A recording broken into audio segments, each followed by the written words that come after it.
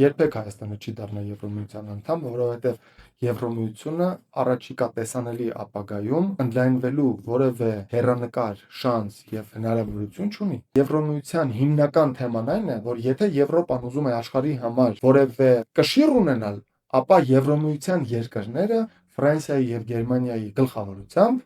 պետք է գործեն միասին, ունենան մեկ ընդհանուր տնտեսական, քաղաքական կողմնորոշում։ Բայց բանն այն է, որ այդ ընդհանուր եվրոպական մտայնությունը ունի լուրջ ընդդիմություն։ Իդեմս Եվրոմիության երկրների աջ ծայրահեղական կամ ազգայնական մտածողություն ունեցող քաղաքական խմբերի։ Եվրոմիությունը չի լուծել իր գլխավոր խնդիրը, այն է ժողովրդի ճնշող մեծամասնության մեջ դեռևս ոչ միայն արմատավորված չէ ընդհանուր եվրոպական ուղու գաղափարը, այլև այդ գաղափարը լուրջ կասկածի տակ է։ Եվ այս պարագայում Եվրոմիության հետագա ընդլայնումը ընդհանրապես թեմայի մեջ չկա, որովհետև այժմյան Եվրոմիության գոյությունն է լուրջ կասկածի տակ։ Հետևաբար, երբ որ Հայաստանում կանգնում ասում են, մենք հեսա մտնելու ենք Եվրոպա, կգնանք կդառնանք Եվրոմիության անդամ, դրանք այն մարդիկ են, որոնք գաղափար չունեն, ամենամիամիտ քայլը կլինի Հայաստանի իշխանությունների կողմից գնալ այնտեղ, որտեղ մեզ չեն սպասում, եւ խնդիրներ ստեղծել Ռուսաստանի հետ։ Ես սա հատուկ ասում եմ, որովհետեւ դեռ Հայաստանի քաղաքական միտքը այն մակարդակին է, որ լավ ու վատ, ռուսամետ, արևմտամետ, ամերիկամետ, չինամետ այս կատեգորիաներով է շարժվում։ Մենք տինենք ռեալ փաստերին։ Ուր ենք գնում, մեզ այնտեղ սպասում են, թե չեն սպասում, ինչ նշանակություն մենք ունենք Եվրոպայի համար։ Դեռ հիմա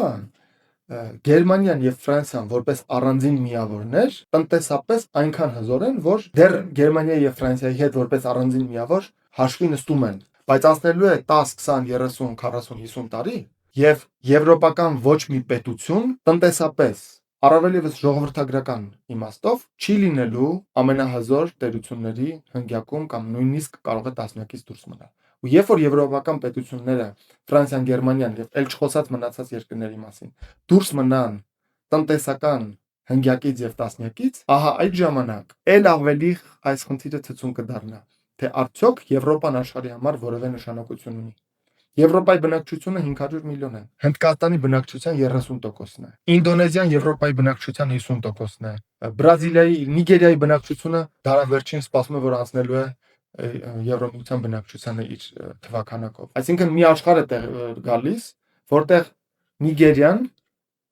ավելի մեծ տնտեսական հզորություն է լինելու, ասենք, այս տարի վերջին, եւ Աֆրիկան որպես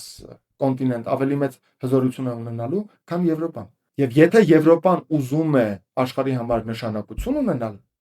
ապա Եվրոմիության երկրները պետք է գործեն միասին, բայց կստացվի արդյոք, սա լուրջ ֆունդամենտալ խնդիր է։ Եվ այս խնդիրն են եվրոպացիները լուծում։ Եվ Հայաստանի եւ մեր նման մնացած պետությունների հետ համագործակցությունը միայն համագործակցություն է, բայց միասնական, չգիտեմ, Եվրոպական միության սահմանների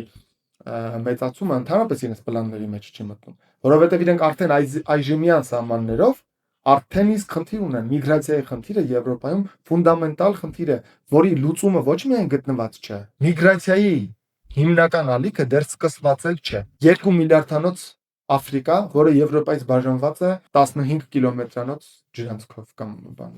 ծովով, 15 կիլոմետր, եւ Եվրոպայի բնակչությունը 500 միլիոն է, Աֆրիկան շուտով դառնալու է 2 միլիարդ։ Ահա ֆունդամենտալ այդ մարտահրավերները, որի առաջ Եվրոպան կանգնած է։ Եվ միամտություն կլինի, նորից եմ ասում, որ մենք մտածենք, թե եվրոպացիները երազում են, որ Հայաստանը կամ Վրաստանը դառնան Եվրոմիության անդամ։ Չի լինելու այդպիսի բան։ Ես ձեզ ավելին ասեմ, դա Հայաստանին էլ պետք չէ։ Մենք դեռ պետք է հասկանանք ընդհանրապես մենք պատրաստ ենք բաց սահմաններին, քանի մարդ կմնա Հայաստանում։ Մենք ոչ թե պետք է ձգտենք դառնալ Եվրոմիության անդամ, մենք պետք է ձգտենք բարգավաճման, համագործակցության եւ բարգավաճման, որպեսզի հայ մարդիկ ցանկանան ապրել Հայաստանում։